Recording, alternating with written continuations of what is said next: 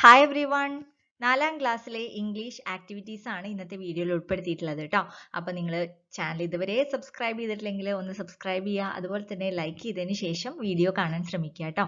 അപ്പോൾ നമുക്ക് ഇന്നത്തെ ആക്ടിവിറ്റീസിലേക്ക് പോകാം. ആദ്യത്തെ activity, did you enjoy video of raining? There was not rain only, its friends were also with it. Can you see who are the friends of rain? നിങ്ങൾ കഴിഞ്ഞ ക്ലാസ്സിൽ November 1-ാം തീയതി class ആണ് കേട്ടോ ഇന്ന് ഇടുന്നത്.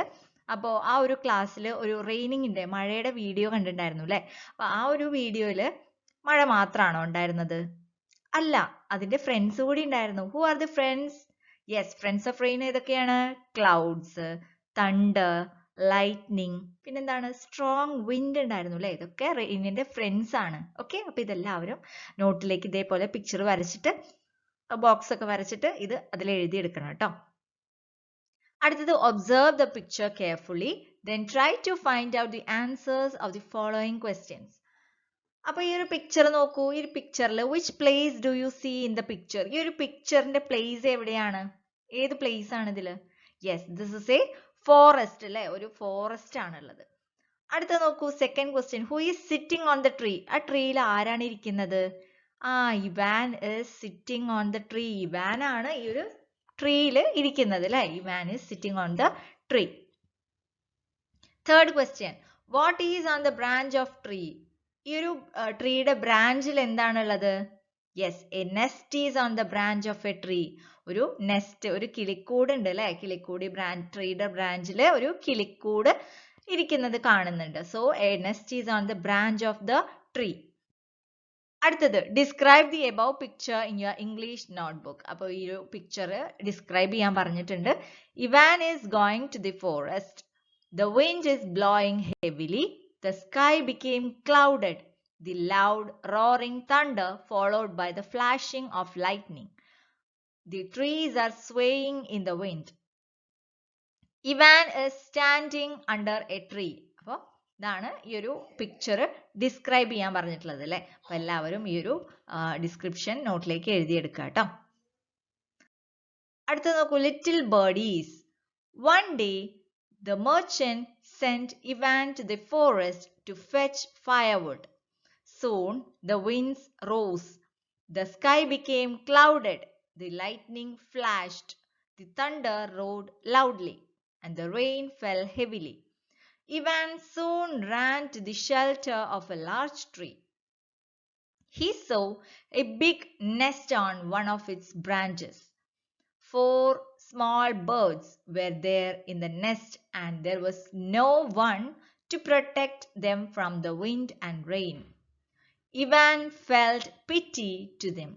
He climbed the tree and covered the little ones with his clothes. When the thunderstorm was over, the mother bird came back.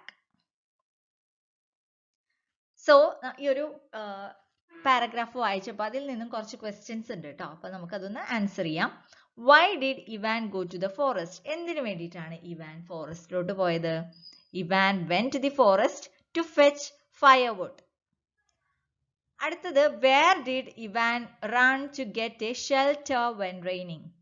എവിടെയാണ് Ivan ഒരു ഷെൽട്ടർ, മഴ പെയ്തപ്പോ അതിന്ന് രക്ഷപ്പെടാൻ വേണ്ടിയിട്ട് എങ്ങോട്ടാണ് പോയത്? Yes, Ivan went to a large tree to get a shelter. അടുത്ത ക്വസ്റ്റ്യൻ നോക്കൂ, what did he see on the branch of a tree? എന്താണ് ആ ഒരു ട്രീയുടെ ബ്രാഞ്ചിൽ അവൻ കണ്ടത്? He saw a nest on the branch of the tree. അവനൊരു നെസ്റ്റ് കണ്ടു അല്ലെ? Who were in that nest? ആ ഒരു നെസ്റ്റിൽ ആരൊക്കെയാണ് ഉണ്ടായിരുന്നത്?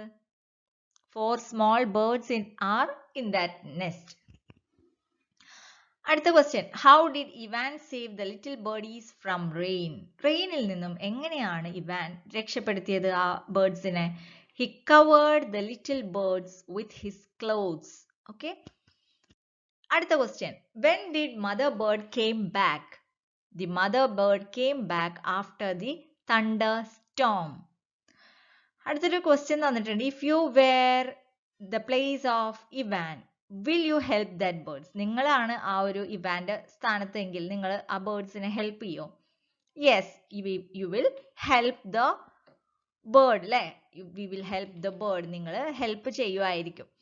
അപ്പോൾ we should love everything in this nature. ഈ ഒരു നേച്ചറിലുള്ള പ്രകൃതിയിലുള്ള എല്ലാത്തിനും നമ്മൾ സ്നേഹിക്കണം. Helping others is a good quality. നമ്മൾ ബാക്കിയുള്ളവരെ സഹായിക്കുക എന്ന് പറയുന്നത് നല്ലൊരു ക്വാളിറ്റി ആണെന്നാണ് പറയുന്നത് കേട്ടോ.